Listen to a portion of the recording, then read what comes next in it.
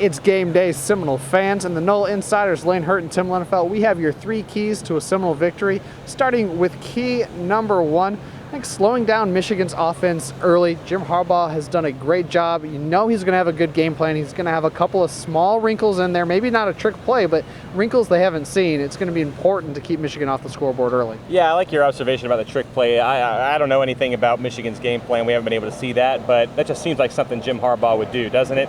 A bowl game, a big stage like this, I would expect a flea flicker or a throwback, something like that. To come. So Florida State needs to be defensively sound early. In a game where you're the underdog, and Florida State is, anytime you can get a score early, take the other team out of the game, drive a little bit of momentum away, I think that's a good thing for Florida State, especially if the game is as we expect, leaning more heavily toward Florida State fans in the crowd, being that we're so much closer to Tallahassee than Ann Arbor. Getting those Seminole fans fired up into the game and getting Michigan maybe taking a little bit out of its rhythm can only work in Florida State's favor.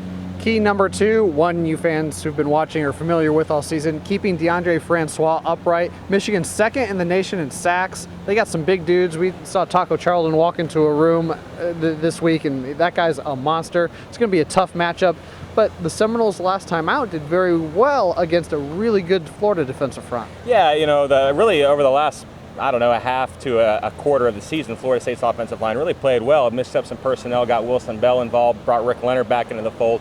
That momentum from the last month of the regular season really needs to carry over. Florida's fantastic. I don't know that they're as good as Michigan, so it's going to be an even bigger test. Pretty much everybody in that front is going to be an NFL player. If they're, in the next few months, they're all seniors except for Jabril Peppers, who, by the way, was a Heisman finalist. All 11 of Michigan's starting defenders were all Big Ten. So this is going to be a really big test for Florida State's offensive line. And look, it all works in concert, right? You have to keep DeAndre Francois upright to get the passing game going, and you have to at least have some semblance of a passing game if the running game is going to be as effective as Florida State needs it to be to win this game. So pass blocking, as usual, front and center. Finally, key number 3, when you get evenly matched teams like this, it could come down to a big special teams play. Jimbo Fisher said Ricky Aguayo was dealing with an injury near the end of the season, which is why you saw Logan Tyler in the second half of the Florida game. He's back, he's healthy now.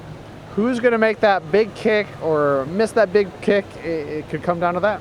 Yeah, I agree completely. It's good to see that Ricky is healthy. Special teams and field goal kicking had been a bit of an adventure for Florida State over the last month of the season. So knowing that Ricky had been dealing with something and is now feeling better, I think is an encouraging thing. And look, Florida State-Michigan game, they haven't met too much, but in a series that is defined by a matchup between Terrell Buckley and Desmond Howard, it seems kind of appropriate that special teams and a big play, a big return could swing this game.